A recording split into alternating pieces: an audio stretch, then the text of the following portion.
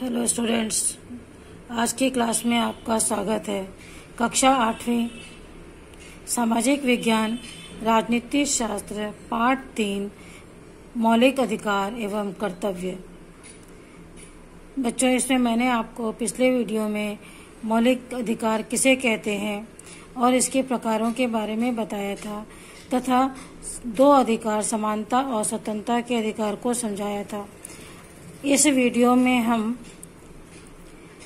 तीसरा अधिकार शोषण के विरुद्ध अधिकार देखते हैं। शोषण का अर्थ होता है किसी भी व्यक्ति की मेहनत और उसकी मजदूरी का गलत फायदा उठाना और उसकी मेहनत का उचित मजदूरी न देना। हमारे समाज में कई प्रकार के शोषण दिखाई देते हैं, जैसे दिन भर कार्य करने के उपरांत औरत को पुरुष से कम मजदूरी दी जाती है। बड़े रेलवे स्टेशन पर या बस स्टैंड के आसपास छोटे छोटे बच्चों को पढ़ने लिखने की उम्र में कूड़े बीनने के लिए बाध्य हैं और जिसके कारण वे तरह तरह की बीमारियों के शिकार हो जाते हैं। यह भी शोषण का अधिकार है। बच्चों, किसी भी व्यक्ति को उसके मेहनत की मजदूरी न देना या कम मजदूरी देना शोषण कहलाता है। जो बच्चे पढ़ने लिखने की उम्र में पढ़ते नहीं हैं, वह काम करने जाते हैं, वह भी शोषण का विरुद्ध अधिकार के अंतर्गत आता है। हमारे संविधान में 14 वर्ष के बच्चों को किसी भी कारखाने में, खदान में या ऐसे खतरे वाले कार्य नहीं करवाए जा सकते हैं, जैसे बीड़ी बनाना, पटाखे बनाना, कालीन बुनना, बोझा ढोना आदि। इन कार्यों से ऐसे कार्यों में बच्चों को लगाने पर प्रतिबंध लगाया गया है। यदि एक उदाहरण देखते हैं हम यहाँ पर, मान लीजिए किसी गांव के साहूकार से किसी मजदूर ने कर्ज लिया और वह उसे वापस नहीं कर पाता है, तो साहूकार उसे अपने खेत में काम करने के लिए बाध्य करता है। इसे बंधुआ मजदूर कहते हैं। किसी भी व्यक्ति से बलात् काम करना यानी जबरदस्ती काम करवाना, मेहनताना न देना या मजदूरी न देना शोषण के विरुद्ध अधिकार के अंतर्गत आता है। ठीक है। इसके पश्चात है धार्मिक स्वतंत्रता का अधिकार। भारत में अनेक धर्म के लोग निवास करते हैं। इन सभी लोगों को अपनी पसंद से धर्म मानने और उनके रीति रिवाजों का पालन करने की स्वतंत्रता है। कोई भी व्यक्ति अपने धर्म का प्रचार प्रसार कर सकता है। सरकार किसी धर्म को बढ़ावा नहीं दे सकती। सरकार के लिए सभी धर्म समान होते हैं। किसी भी स्कूल, कॉलेज और तकनीकी शिक्षा केंद्र आदि में किसी भी व्यक्ति को धार्मिक शिक्षा लेने के लिए मजबूर नहीं किया जा सकता। धार्मिक स्वतंत्रता का उपयोग करने के लिए भी कुछ सीमाएं हैं। उदाहरण के लिए कुछ लोग अज्ञानतावश बच्चे को जन्म लेते हैं ही मार डालते हैं। मान लो कोई कहे कि उन्होंने बच्चे को इसलिए मार डाला क्योंकि यह उनके धार्मिक रिवाज का हिस्सा है। इसी प्रकार धार्मिक स्वतंत्रता के नाम पर सती प्रथा का पालन नहीं किया जा सकता। धर्म के अधिकार के अंतर्गत बच्चों, सरकार का कोई धर्म नहीं है और हमें अपने धर्म मानने के लिए, उसे बढ़ाने के लिए, उसकी शिक्षा प्राप्त करने के लिए अधिकार है, किंतु हमारे पास जबरदस्ती नहीं की जा सकती कि हम किसी धर्म विशेष का पालन करें या उसे अपनाएं। इसी प्रकार कुछ कुरीतियां हमारे समाज में पहले थी जो वर्तमान में कानून द्वारा पूरी तरह से समाप्त की जा चुकी है, जैसे कन्या हत्या या सती प्रथा। यदि ऐसे कानून होते हैं या लोग ऐसे धर्म का नाम दे करके करने की कोशिश करते हैं, तो यह कानूनन अपराध माना गया है हमारे संविधान के अंतर्गत। यदि ऐसा कोई करता है तो उन्हें कानून के द्वारा सजा का प्रावधान भी है। इसके पश्चात हम देखते हैं शिक्षा एवं संस्कृति का अधिकार। भारत में बच्चों विभिन्न भाषाएं बोलने वाले, धर्म को मानने वाले लोग रहते हैं और प्रत्येक की अपनी अपनी संस्कृति होती है। हमारे संविधान इन सभी को अपनी संस्कृति, भाषा और लिपि को संरक्षित करने का अधिकार प्रदान करता है। लिपि क्या होती है? लिखने का तरीका।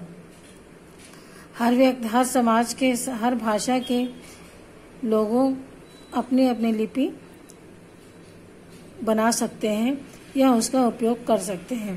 सरकार इसके लिए किसी भी प्रकार का बंधन नहीं लगाएगी। संविधान में कहा गया है कि अल्पसंख्यक समूहों को अपने धर्म एवं भाषा के आधार पर स्कूल, कॉलेज और विश्वविद्यालय आदि स्थापित करने एवं संचालित करने की स्वतंत्रता है। इन संस्थाओं को शासन की शर्तें पूरी करने पर बिना किसी भेदभाव के शासन द्वारा अनुदान दिया जाता है। भारत में अनेक धर्म और जाति के लोग रहते हैं। उनकी अपनी संस्कृति है, भाषा है, लिपि है। उसे संरक्षित करने का अधिकार, उन्हें सुरक्षित करने का अधिकार या बढ़ाने का अधिकार सरकार सभी लोगों को प्रदान करती है। कुछ संविधान में ये कहा गया है कि कुछ समूह ऐसे हैं जो हमारे समाज में अल्पसंख्यक हैं और धर्म और भाषा के आधार पर यदि वे स्कूल, कॉलेज या विश्वविद्यालय बनवाना चाहते हैं तो वे स्थापित कर सकते हैं, लेकिन इन संस्थाओं को स्थापना करने से पूर्व सरकार की शर्तों को पूरा करना होगा। उसके पश्चात सरकार इन्हें बिना किसी भेदभाव के अनुदान भी प्रदान कर सकती है। अल्पसंख्यक समूहों को आमतौर पर भाषा और धर्म के आधार पर तय किया जाता है। कोई अल्पसंख्यक है या नहीं, यह इस बात पर निर्भर करता है कि वे कहाँ रहते हैं। उदाहरण के लिए महाराष्ट्र में मराठी बोलने वाले लोग अल्पसंख्यक नहीं माने जाएंगे, लेकिन पश्चिम बंगाल में वे अल्पसंख्यक माने जाएंगे।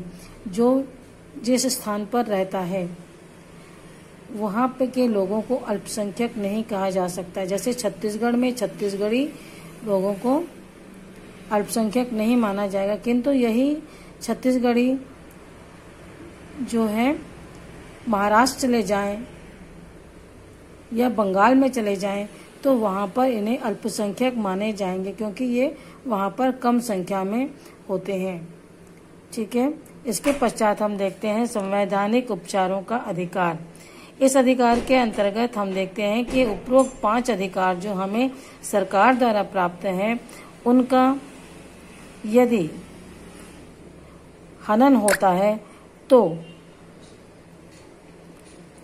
न्यायालय में जाने का अधिकार है। यदि हमारे 5 अधिकार में से किसी अधिकार का भी किसी व्यक्ति के द्वारा या शासन के द्वारा हनन होता है या नुकसान पहुंचाने की कोशिश की जाती है तो हमें न्यायालय की शरण लेने का अधिकार संविधान से प्राप्त है। नागरिकों को प्राप्त यह मूल अधिकार सबसे अधिक महत्वपूर्ण है, क्योंकि इस अधिकार के अंतर्गत हमारे अन्य अधिकारों की रक्षा होती है। यदि लोगों के मौलिक अधिकारों का हनन होता है तो उसे उच्च न्यायालय या सर्वोच्च न्यायालय में जाने का अधिकार है। अगर हमारे किसी भी उपरोक्त 5 अधिकारों में से किसी भी अधिकारों का उल्लंघन होता है तो हमें न्यायालय की शरण लेने का अधिकार है, चाहे वो उच्च न्यायालय हो, सर्वोच्च न्यायालय हो या स्थानीय न्यायालय हो। यदि लोगों के किसी समूह के अधिकारों का उल्लंघन किया जाता है तो हर प्रभावित व्यक्ति को अलग से मुकदमा दायर करने की जरूरत नहीं है। कोई भी व्यक्ति या संस्था लोगों के इस समूह से सरकार के खिलाफ मुकदमा दायर कर सकती है। इस प्रकार के मुकदमे को जनहित याचिका या लोकहित के मुकदमे कहा जाता है। मान लीजिए किसी एक समूह का बहुत से लोगों के अधिकारों का हनन हो रहा है, एक ही अधिकार का हनन होता है, तो प्रत्येक व्यक्ति को अलग से मुकदमा करने की आवश्यकता नहीं है। सभी लोग मिलकर सामूहिक रूप से एक ही मुकदमा दायर कर सकते हैं या किसी संस्था के द्वारा भी यह मुकदमा दायर किया जा सकता है। इस प्रकार के मुकदमे को जनहित याचिका या लोकहित के मुकदमे कहा जाता है। यहाँ पर जनहित याचिका का एक उदाहरण दिया है कि मान लीजिए कि सरकार किसी नदी पर बांध बनाने का निर्णय लेती है और मान लो यदि बांध बना तो करीब 50,000 लोगों का खेत डूब जाएंगे, घर और खेत डूब जाएंगे, उनकी भूमि और आजीविका चली जाएगी, उनकी जीवन प्रणाली पर गंभीर असर होगा। यह उन लोगों के जीवन की स्वतंत्रता के मूल अधिकारों का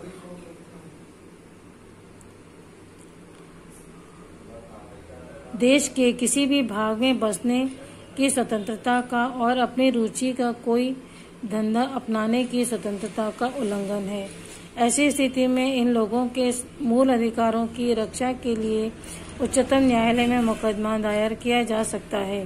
50,000 लोगों की तरफ से एक ही मुकदमा दायर किया जा सकता है। यह एक उदाहरण और देखते हैं। एक सत्र न्यायाधीश दुकालू नामक एक व्यक्ति के खिलाफ मुकदमा सुन रहे थे। तब उन्हें यह संदेह हुआ कि यह मानसिक बीमारी से पीड़ित है, अतः इसे इलाज हेतु मानसिक चिकित्सालय में भेज दिया गया।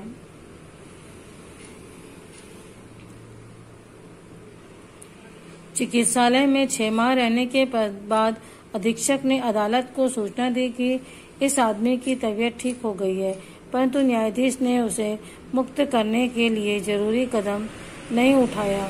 दुकालू को मानसिक चिकित्सालय में 6 साल और रहना पड़ा। दुकालू के लिए एक संस्था ने उच्च न्यायालय में जनहित याचिका दायर की। अदालत में यह सिद्ध हुआ कि दुकालू की शारीरिक स्वतंत्रता का हनन हुआ है। उच्चतम न्यायालय ने राज्य सरकार को यह आदेश दिया कि वह उसे उचित मुआवजा दे। साथ ही उच्चतम न्यायालय ने यह भी कहा कि यह मुआवजा दुकालू के जीवन के बीते हुए समय को नहीं लौटा सकता जो उसने यातना में बिताए हैं। तो आपने बच्चों देखा इन दोनों उदाहरणों में यदि किसी व्यक्ति विशेष के विरुद्ध अदालत द्वारा या शासन द्वारा कोई कार्य भूल होती है तो हमें उस समूह को या व्यक्ति को न्यायालय में जाकर के अपने अधिकारों की रक्षा के लिए अपने अधिकारों की रक्षा करने का अधिकार हमें इस मौलिक अधिकार के द्वारा प्राप्त होता है, जिसे संवैधानिक उपचारों का अधिकार कहते हैं। इसके पश्चात हम देखते हैं मूल कर्तव्य। जहां सरकार ने हमें कुछ अधिकार दिए हैं, वही वह हमारे से कुछ कर्तव्य भी बनते हैं कि हम अपने देश की रक्षा के लिए कुछ ऐसे कार्य करें जिससे कि हमारे देश को कोई लाभ प्राप्त हो या उन्हें कोई नुकसान न हो। ऐसे कुछ कर्तव्य हमें यहाँ पर देखने हैं।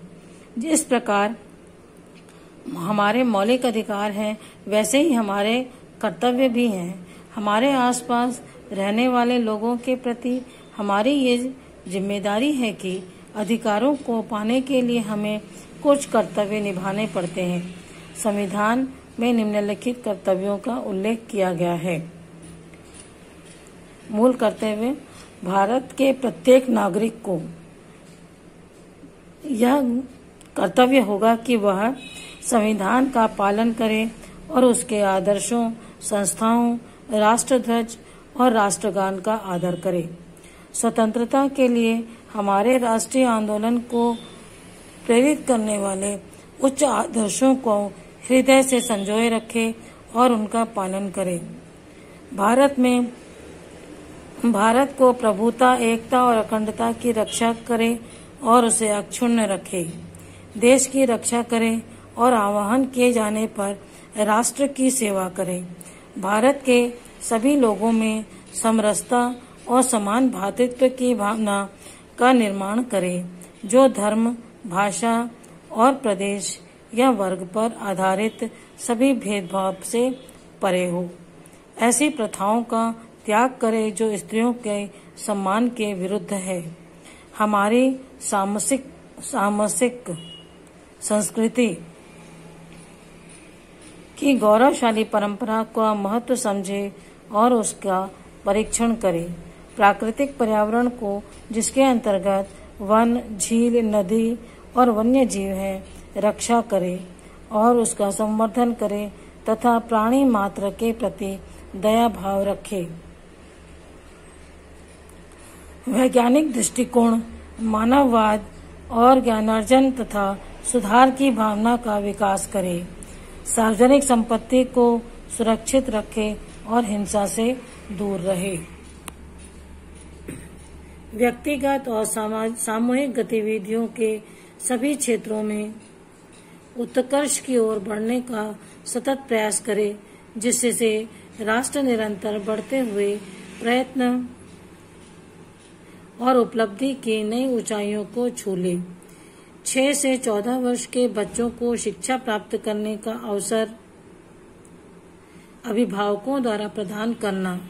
संदर्भ भारत का संविधान 2005, भारत सरकार विधि एवं न्याय मंत्रालय। इसके साथ ही बच्चों आपका यह पाठ समाप्त होता है। अगले वीडियो में मैं मूल कर्तव्यों के बारे में कुछ समझाऊंगी और उसके पश्चात क्वेश्चन आंसर आपको देंगे। ठीक है, तो बाय।